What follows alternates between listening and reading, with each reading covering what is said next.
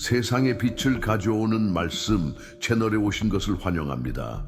우리가 함께 하나님의 말씀의 풍성함을 탐구하고 지식뿐만 아니라 위로부터 오는 변화를 추구하는 이곳에 여러분을 모시게 된 것은 엄청난 기쁨입니다. 이 공간은 단순한 채널 그 이상입니다. 그곳은 성경이 목소리를 내고 우리를 살아계신 주님의 임재로 인도하는 가상의 성소입니다. 오늘은 창세기 4장 7절에 나오는 가장 영향력 있는 말씀 중 하나에 대한 깊은 묵상으로 여러분을 초대합니다. 이 말씀은 우리 마음에 직접적으로 말하는 메시지로 우리가 날마다 싸우는 영적 싸움과 우리의 문을 두드리려는 악을 이기기 위해 하나님께서 우리에게 주시는 은혜를 보여줍니다. 이 구절은 단순한 경고가 아니라 영적 성숙, 선택에 대한 책임, 신성한 도움에 대한 신뢰로의 부르심입니다. 이 영상의 마지막 부분에서 저는 여러분이 치유와 구원을 위해 주님께 부르짖는 강력한 기도에 참여하도록 초대하고 싶습니다. 당신을 방해하는 무언가가 있다고 느낀다면 영혼에 열린 상처가 있고 하나님으로부터 멀어지게 하는 습관이 있거나 견딜 수 없을 것 같은 무거운 짐이 있다면 이 기도는 당신을 위한 것입니다. 이 순간을 위해 자신을 준비하고 마음을 열고 말씀의 빛이 하느님의 사랑과 자비의 손길을 받아야 하는 모든 것을 비추도록 하십시오. 끝까지 함께 하시고 주님의 은혜가 온전히 임하시길 바랍니다. 창세기에 나오는 인류의 첫 번째 장애 드라마 가운데 경고의 속삭임이자 동시에 희망의 외침으로 울려 퍼지는 하느님의 말씀이 있습니다. 그것은 우리를 멈추고 우리 자신의 영혼을 마주하게 만드는 말 중 하나입니다. 창세기 4장 7절은 이렇게 말합니다. 네가 선을 행하면 머리를 높이 들지 아니하겠느냐. 네가 악을 행하면 죄가 문 앞에 엎드러져 내게 숨어 있나니 그것을 주관하는 것이 내게 있느니라. 이것은 단지 가인에게 주신 하나님의 조언이 아니라 타락 이후 모든 인간 속에 자리 잡은 내적 투쟁에 대한 심오한 계시입니다. 이 구절을 더 깊이 파고들면서 우리는 하나님께서 문제인 죄를 식별하실 뿐만 아니라 길도 계시하신다는 것을 깨닫게 됩니다. 선택이 있고 통치할 가능성이 있으며 자유가 있습니다. 우리는 오류를 범하도록 정죄받은 것이 아니라 경계와 미덕을 갖도록 초대받았습니다. 죄가 문 앞에 있다는 말은 부주의한 사람들의 생명을 침해할 준비가 되어 있는 숨어있는 포식자처럼 살아있고 교활한 존재의 이미지를 우리에게 줍니다. 하지만 하느님께서는 그를 다스릴 것이 내 손에 달렸느니라고 말씀하십니다. 이것이 우리를 무장해제시키고 교화시키는 신학적 신비입니다. 한편으로 죄가 외부적이고 위협적인 힘으로 나타난다면 다른 한편으로 하나님께서는 인간이 이 악의 영향을 받지 않는다는 것을 계시하십니다. 이 구절에는 미래의 은혜, 구원의 가능성, 인간의 자유와 신의 도움 사이에 협력에 대한 숨겨진 선포가 있습니다. 그것은 영적인 전투로의 초대일 뿐만 아니라 하나님 앞에서 인간의 존엄성에 대한 확언이기도 합니다. 말씀의 빛과 위로부터 오는 힘을 받아들일 때 우리는 악의 손에 있는 꼭두각시가 아니라 선을 선택할 수 있는 자녀가 됩니다. 이것이 오늘날 우리에게 도전하는 신비입니다. 숨어있는 죄 앞에서 우리는 어떻게 반응합니까? 우리는 하나님의 능력으로 그를 지배할 준비가 되어 있습니까? 아니면 그가 우리를 지배하도록 허용했습니까? 이것은 우리에게 깊고 필요한 묵상을 소개하는 질문입니다.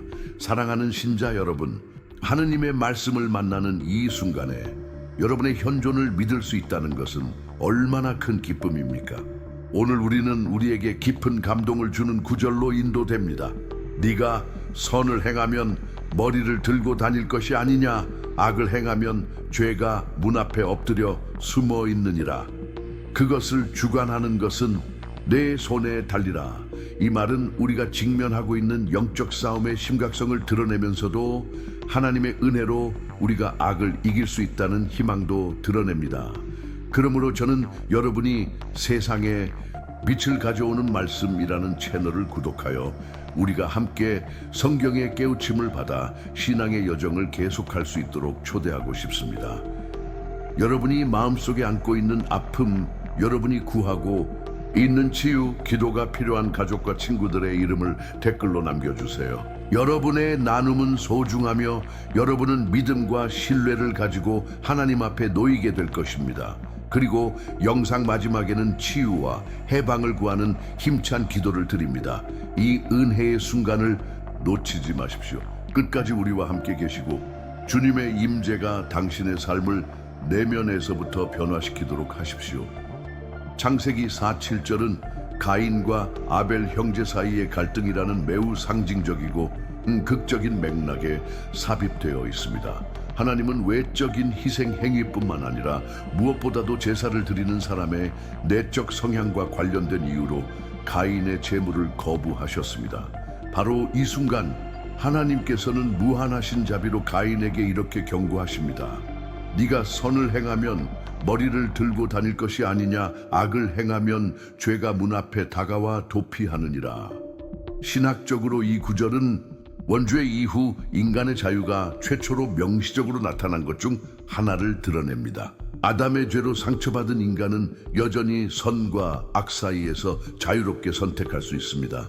하나님은 즉시 판결을 내리시는 심판자로 개입하지 않으시고 경고하시고 교훈하시는 아버지로서 개입하십니다.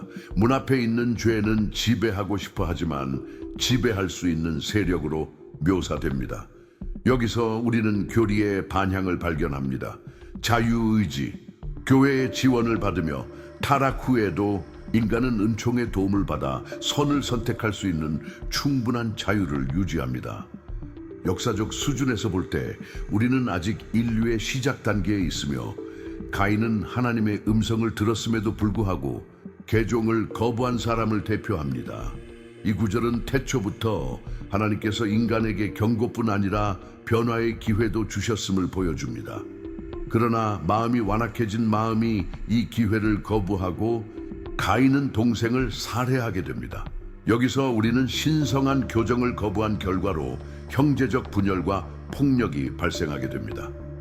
신약 성경에 비추어 이 구절을 살펴보면 그것이 그리스도의 구속 사역을 가리키는 것임을 분명히 알 수 있습니다. 가인에게서 우리는 죄의 지배를 받는 사람을 봅니다.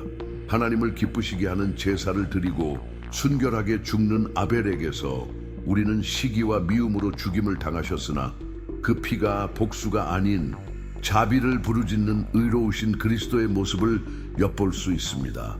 히브리서가 우리에게 상기시켜 주듯이 시디 이스사, 예수님의 피는 아벨의 피보다 더 크게 말합니다.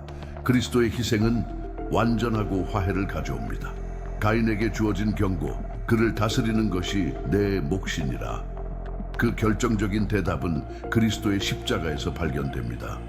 혼자서는 죄를 다스릴 수 없습니다. 그러나 죄와 죽음을 이기신 그리스도 안에서 우리는 더 이상 어둠의 노예가 되지 않을 힘을 얻었습니다.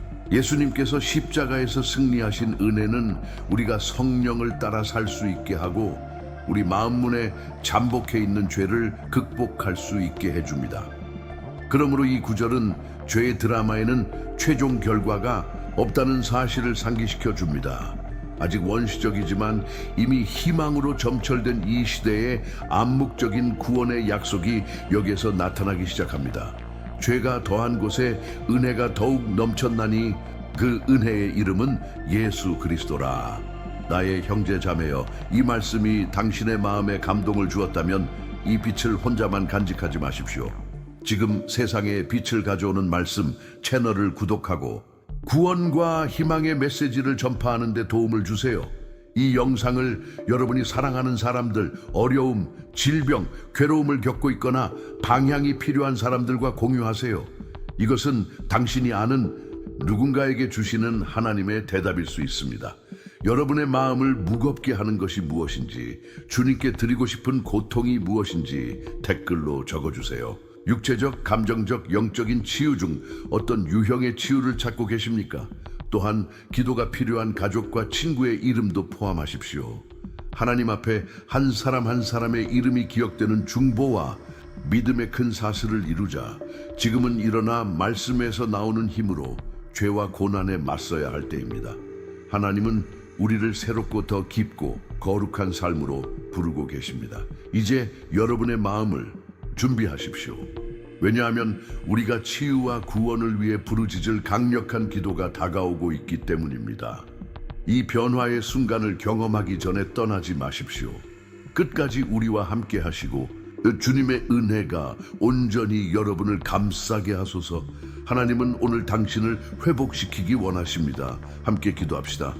자비의 아버지이신 주 하느님, 오늘 저를 일깨우고 교훈하고 힘을 주는 당신의 살아있는 말씀의 인도를 받아 겸손과 확신을 가지고 당신 앞에 섰습니다. 당신은 좋은 일을 하면 머리를 높이 들고 있어야 하지 않느냐? 그러나 나쁜 일을 하면 죄가 문 앞에 도사리고 있으니 그것을 다스리는 것은 당신에게 달려있다고 말씀하셨습니다. 주님, 나는 여러 번 죄가 다가오도록 내버려 두었고 내 마음이 분노, 시기, 교만, 두려움의 지배를 받도록 내버려 두었음을 인식합니다. 그러나 오늘은 당신의 말씀에 비추어 당신께 간구합니다. 저를 도와주소서. 제가 선을 행하고 선을 선택하며 당신 앞에서 의롭게 살 수 있도록 가르쳐 주십시오. 내 마음의 문을 두드리려고 하는 악에 맞서 싸울 수 있도록 힘을 주소서. 제가 죄에 지지 않게 하시고 당신 안에서 승리하게 하소서. 아벨과 같이 순결한 어린 양이시며 우리를 향한 사랑으로 완전한 희생을 치르신 주 예수님, 이제 당신의 능력으로 오셔서 내 영혼의 상처를 치유해 주십시오. 당신의 구원의 피로 나를 씻어 주소서. 모든 영적 결속과 모든 억압과 원수의 모든 영향력에서 나를 해방시켜 주십시오. 저의 고통과 투쟁, 제가 사랑하고 당신을 필요로 하는 이들의 이름을 당신께 바칩니다. 당신의 성령께서 제게 힘과 분별력과 용기를 채워주셔서 교만해서가 아니라 제가 당신의 은혜 안에 있음을 알기 때문에 머리를 높이 들고 걸을 수 있게 해주시기를 바랍니다. 주님, 제 발걸음을 인도하시고 순종하고 확고하며 경계하는 마음을 제게 주소서. 오늘 나는 삶을 선택한다.